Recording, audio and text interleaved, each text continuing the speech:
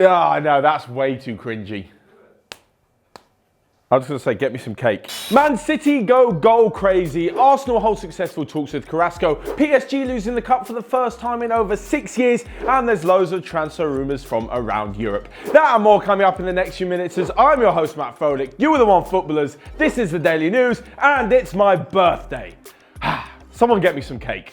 First off, and last night, Manchester City absolutely tore into Burton Albion by winning 9-0 in the first leg of the League Cup. Now, I don't know about you guys, but this pretty much makes the second leg one of the most pointless competitive games in footballing history. Now, Guardiola came out after the game and said he'll be taking the second leg seriously, and basically, he's just doing it to be nice to the media and nice to the Burton fans. There is no way that he's going to put out a full-strength side.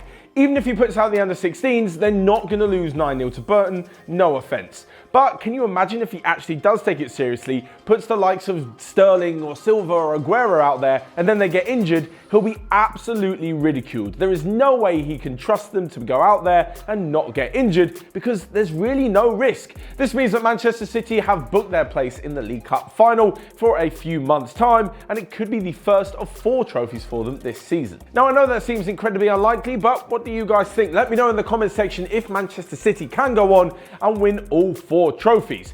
If you're wondering though what the record is for a game in the League Cup, well, they were 1 goal short of Liverpool's record 10-0 win over Fulham about 30 years ago. For those of you wondering, Liverpool went on to lose in the final that year, so maybe a bad omen for City. Up next though, and Arsenal have held successful talks with Carrasco about a move back to Europe after playing in China for a year. The Belgian midfielder was fantastic in the World Cup and showed he's still got what it takes to play at the highest level despite moving over to a poorer league. Now, no offence to the Chinese league there, but it's quite obvious that he did move for the money and not necessarily for the playing style. The guy is only 25 years old and still has a lot to offer, but Arsenal are apparently not willing to pay as much as he wants in wages. This means that he'll have to take a pretty serious wage cut, but by all standards, the 170k a week that he might be getting is still pretty decent money. But where will he line up in Arsenal's team? Well, it looks to me like he could be a wide player. Either him and Iwobi on either side of Lacazette or Aubameyang, maybe him and Aubameyang in the wider positions.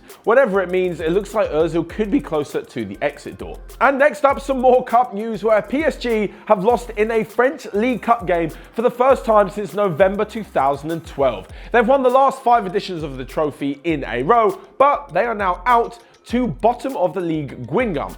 Now, I know I probably pronounced that wrong, however, that is taking nothing off the shine of their win as they actually won in PSG Stadium as well, and PSG conceded 3 penalties in the second half, one of them which was missed.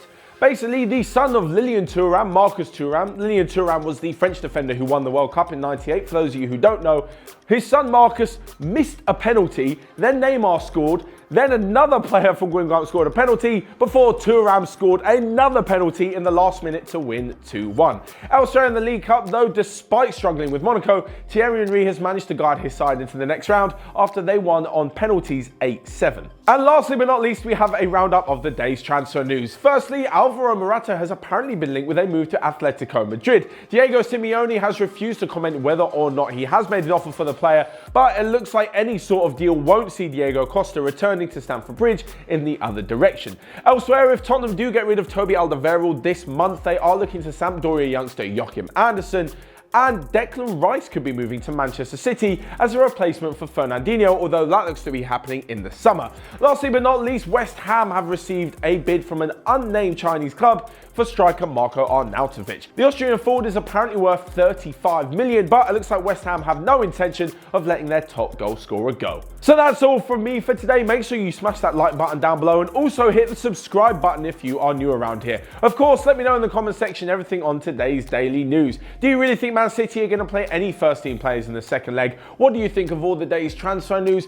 And is Declan Rice really a good enough replacement for Fernandinho? Don't forget to click here to check out all of the other videos that we've got going on OneFootball. But until next time, I will see you guys later.